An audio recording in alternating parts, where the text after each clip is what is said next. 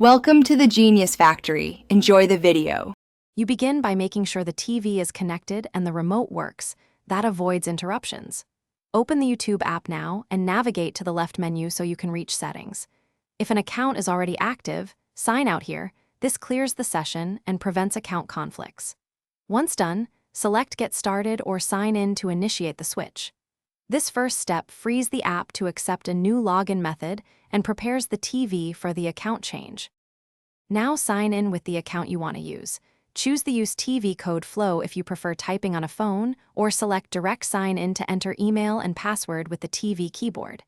If using the TV code, open YouTube.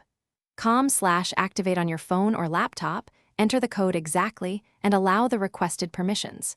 This links the account securely without sharing credentials. Make sure you pick the right Google profile. Once linked, subscriptions and history sync to the TV. Finish by verifying the active profile under Settings account so you confirm subscriptions and watch history reflect the new user. If recommendations don't update immediately, close and reopen the app or restart the TV. Caching often causes delays.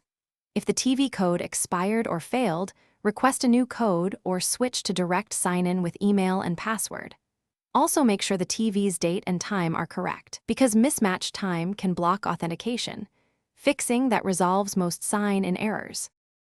Thanks for watching. If you found this helpful, don't forget to like and subscribe.